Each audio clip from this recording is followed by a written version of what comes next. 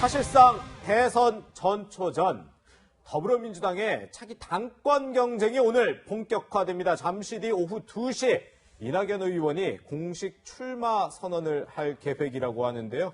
일단 지금 양강구도 양자 대결이 됐더라고요. 네. 이게 조금 전 저희가 이 제목으로도 보여드렸지만 사실상의 대선 전초전이다. 이런 평가에 대해서 어떻게 보시나요?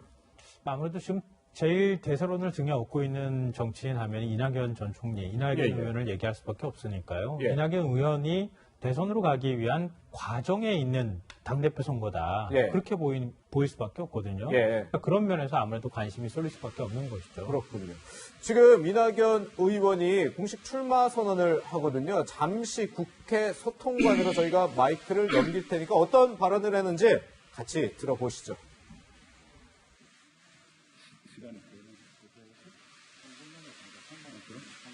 그래? 그럼 좀 놀아야 되겠니? 네, 지금 이제 오후 2시에 딱 맞춰서 하려고 하는지 지금 다시 이제 취재하는 기자들과 인사를 이낙연 의원이 나누고 있는데 역시 김태현 변호사님께도 마찬가지로 여쭤볼게요. 사실상의 대선 전초전 이낙연 의원과 김부겸 전 의원의 대결에 대해서 이렇게들 평가하거든요. 그렇게 볼 수밖에 없죠. 이낙연 의원 같은 경우에는 지금 대선을 나가겠다라는 말을 명시적으로 출마 선언한 건 하지만 안 나가겠다는 얘기도 안 했어요. 네. 그러면 이제 지금 당대표 되면은 대선 1년 전인 내년 때쯤에 당대표 그만두고 그리고 이제 대선 경선 뛰어들 것 같고. 근데 이제 김부겸 전 장관은 나 당대표 되면 대선 안 나가겠다 뭐 이런 취지의 어떤 얘기를 하지 않았습니까? 그랬었죠. 물론 그게 뭐 기속력 있는 약속은 아닌데 물론 그랬기 때문에 딱 우리가 대선 전초전이라고 할 수는 없지만 그렇지만 왜 우리가 이제 그렇게 주목을 하냐면 이낙연 의원 같은 경우 현재 대선 주자 후보 여론조사 1위입니다. 상당 부분 1위를 달린 적이 꽤 됐고 앞으로도 아마 당분간 1위를 달릴 것 같아요. 그러면은 김부겸 전 장관은 어떠냐?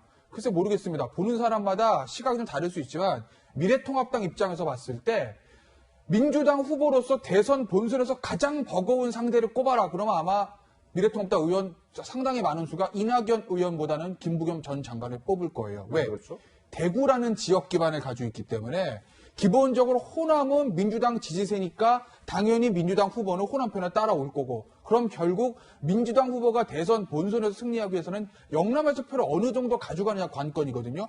문재인 대통령 그랬고 노무현 전 대통령 그랬고 김대중 전 대통령도 DJP 연합 그리고 부산에서 이제 이인재 후보 표를 가지고 이런 것들이 있었기 때문에 김부겸 전 장관이 미래통합당에게서는 가장 좀 버거운 후보일 수가 있죠. 그래서 아마 대선 전초전이라는 얘기는 우리가 하는 겁니다. 그렇군요. 이제 이낙연 의원이 전당대회 출마 공식 선언을 하는 기자회견을 시작할 것 같은데 이제 오후 2시 딱 맞춰서 연단에 올라왔네요.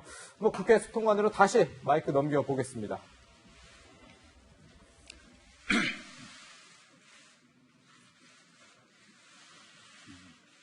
출발, 오케이.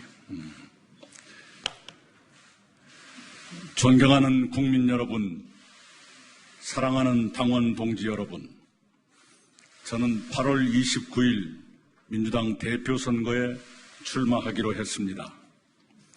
그동안 저는 당 안팎의 여러 의견을 들으며 깊은 고뇌를 거듭했습니다. 저는 민주당과 저에게 주어진 국난 극복의 역사적 책임을 이행하는 데 모든 역량을 쏟아 최선을 다해야 한다는 결론에 이르렀습니다. 국가가 위기에 처했을 때 너는 어디에서 무엇을 했느냐는 훗날의 질문에 제가 대답할 수 있어야 한다고 판단했습니다. 지금 우리는 중첩된 위기에 직면했습니다. 첫째는 코로나19의 확산입니다. 네, 이낙연 의원의 기자회견 짧게 들어봤습니다만 저희가 딱 끊었을 때 얘기하기도 했는데 코로나19 문제도 그렇고 아무래도 국무총리 출신이라는 본인의 그런 무게감 이런 부분을 좀 강조하는 것 같거든요. 아무래도 지금 코로나19를 극복할 수 있는 그런 이제 위기에서 어떻게 리더십을 발휘할 거냐 이런 부분에 대한 국민들의 기대감이 상당히 큰 상황이거든요. 아마 그런 부분을 강조할 거라고 생각이 되고요. 그리고 이낙연 총리 입장에서 사실 이번에 전당대회에 굳이 나오는 이유는 제가 볼 때는 당심을 가져가야 할 필요가 있기 때문에. 당심이요? 왜냐하면 전당대회 같은 경우에는 일반 당원까지 포함할 경우에는 지금 당심이 한 90%, 그리고 국민 여론조사가 10% 정도 들어가거든요. 예. 결국 당심을 끌어안는 그런 후보가 이길 수밖에 없다고 하는 겁니다. 그리고 전당대회도 지금 코로나19 상황이기 때문에 과거처럼 대규모로 치러지기가 굉장히 어려워요. 그렇죠. 그러니까 전당대회를 통해서 분위기 반전을 하기가 굉장히 쉽지 않다는 겁니다. 예. 그러면 대세론을 갖고 있는 후보가 유리할 수밖에 없는 상황이거든요. 예. 만약에 나중에 대선까지 가게 된다고 하면 일단 뭐 이른바 우리가 흔히들 얘기하는 것처럼 문심을 어떻게 끌어안을 것이냐, 네네. 당에서 얼마나 확실한 지지를 끌어낼 것이냐, 이게 대단히 중요하고 특히 예. 호남에서 검증을 받는 과정이 중요하거든요. 예. 그러니까 뭐 일각에서는 호남 출신이기 때문에 호남에서는 당연히 이낙연 의원을 지지할 것이다 이렇게 생각하시는데 그렇지가 않거든요. 예. 그러니까 호남은 과거에도 뭐 많이 있었던 것처럼 지금 문재인 대통령도 호남에서 지지세 확산하는데 굉장히 애를 많이 먹었잖아요. 그렇죠. 예. 그랬던 것처럼 아직 호남의 마음을 확실하게 얻었다고 평가하기 어렵다. 결국은 얼마 남지 않은 기간이지만 예. 이낙연 의원이 어떤 모습, 이낙연 의원이 당대표로서 어떤 위기대처 능력을 보여주느냐, 네네. 이 부분에 따라서 당심과 호남의 마음이 달라질 수 있다. 그런 점들을 아마 저는 겨냥했을 거라고 생각합니다. 근데 아까 뭐 당심 문심을 얘기해 주셔서 이게 뭐 직접 연결은 안 될 수도 있는데 아주 공교로워요. 이낙연 전 총리 국회의원 배지를 달고 그리고 전당대회에 나가서 당대표 지금 도전을 하고 만약 당대표가 되면 대선 나갈 경우 임기 못 채워요. 그리고 대선을 나가야 돼요. 문재인 대통령이 2015년, 6년, 7년에 걸었던 길과 정확히 중첩이 되는 것 같거든요. 그러니까 사실은 대선 주자는요, 위험을 피해가면 안 돼요. 예. 위험을 맞서야죠. 위험에 맞서서 그 위험을 뚫고 지나가야 되거든요. 예. 사실 문재인 대통령도 과거에 당대표 출마하는 거 많이 반대했어요. 예. 왜냐면 어차피 대선으로 갈 사람인데, 네네. 그 가다 보면 당대표 임기도 다 못 채우는데 당대표를 굳이 할 필요가 있느냐, 이런 당내 반발이 있었지만, 네. 결국 과정을 뚫고 대통령 후보까지 갔던 것이거든요. 네. 그러니까 이낙연 후보도 역시 마찬가지 과정을 밟을 것이다. 그 과정에서 제가 볼 때는 적지 않은 시험에 오르게 될 가능성도 있고요. 예. 오히려 위기에 빠질 가능성도 사실은 없지 않아 있습니다. 예. 왜냐하면 최근에 이제 민주당이나 문재인 대통령 부동산 문제 가지고 굉장히 지금 힘든 상황에 놓여 있는 것도 사실이거든요. 맞아요. 앞으로 또 어떤 일이 발생할지 모릅니다. 네. 그럴 때 당대표로서 어떻게 위기 대처 능력을 보여줄 것이냐, 그 부분에 대해서 확실히 점수를 얻어야 다 차기 대권으로 갈 수 있기 때문에 예. 그걸 피해가지는 않겠다. 그걸 극복하고 넘어서겠다고 하는 의지가 담겨 있는 거라고 생각합니다. 예. 네. 보면요, 홍영표 우원식 의원에 이어서 당권 도전 불출마하겠다 선언한 송영길 의원도요, 불출마를 하면서 이 대선 주자를 대선 후보를 낙선시킬 수 없다 이런 이유를 들으면서 사실상 이낙연 후보를 지지했는데요. 이낙연 의원이 중도 사퇴할 경우를 노린 것이다 이런 분석도 나오더라고요. 그럴 수도 있죠. 왜냐하면 이낙연 의원이 결국 이제 당대표가 되면 일단 현재로서 뭐 유력하다고 합니다. 실제로 뭐 경선 뚜껑 열어봐야 되지만 어쨌든 뭐 여론조사상으로 앞서고 있기 때문에 당대표가 되면 본인 대선 출마가 되기 때문에 임기 2년 못 채우고 한 1년 정도 채우고 대선 경선에 뛰어들기 위해서 그러면 또 사퇴할 수밖에 없습니다. 네. 그러면 차기 당대표 다시 뽑아야 되는 거예요. 예. 그 당대표는 2년의 임기를 가지면서 대선을 관리하는, 그러니까 현 정부 말과 새 정부 초를 이제 아우르는 이제 권한을 가지고 임기를 보장받으면서 상당히 많은 권한을 가지게 되는 거죠. 대선을 관리하기 때문에. 예. 그렇기 때문에 지금 뭐 송영길 의원이나 예를 들면 뭐 우원식 의원, 홍영표 의원 같은 분들이 지금 굳이 이낙연 의원과 충돌하는 것보다는 네. 차기를 노리는 게 낫겠다는 전략적 판단을 했다는 관측도 힘을 얻고 있는 건 맞는 것 같습니다. 네. 지금까지 저희가 이낙연 의원 얘기했는데 이 이낙연 의원의 맞대결 상대죠. 김부겸 전 의원 얘기를 좀 해봐야 될 것 같은데 김부겸 전 의원이 이제 모레 출마 선언을 할 건데 이낙연 의원이 출마 선언하는 날 이게 이낙연 의원의 본진이라고 할 수 있는 호남 광주를 방문했어요. 이게 의도된 행보일까요? 의도된 행보라고 보이죠? 왜냐하면 네.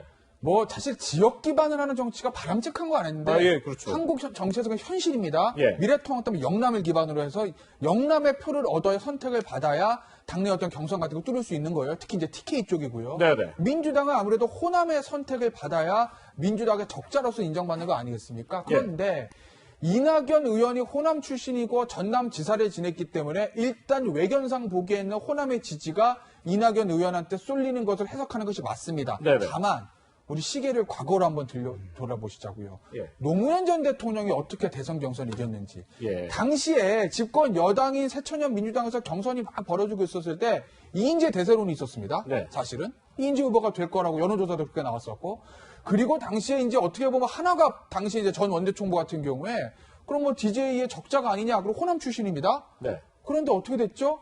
첫 번째 제주 경선에서는 제주는 아무래도 호남과 좀 가까우니까 하나가 당시 의원이 이겼습니다.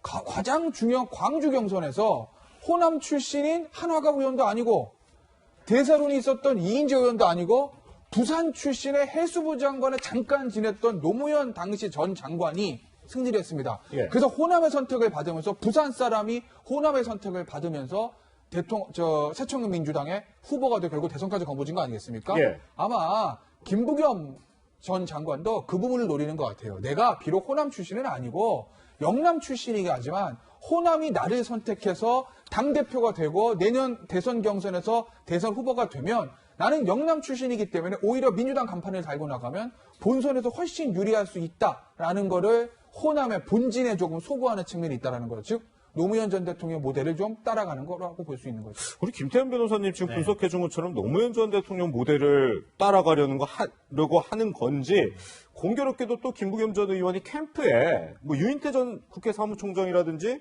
김원기 전 국회의장 같은 옛 친노 핵심 인사들을 영입을 많이 했더라고요. 염두에 둔 걸까요? 염두 안 했다고 하면 거짓말이겠죠. 아, 예. 바보 김부겸이 되고 싶어 한다. 예, 이렇게 예. 보이고요. 호남 분들 만나서 이렇게 물어보시면, 그 민주당 출신의 그 대통령이 되기 위해서는 지역을 어디 출신 지역 사람이 나가야 됩니까? 이렇게 물어보면, 네. 호남이라고 말하시는 분들 별로 없어요. 네. 이게 학습 효과인데요.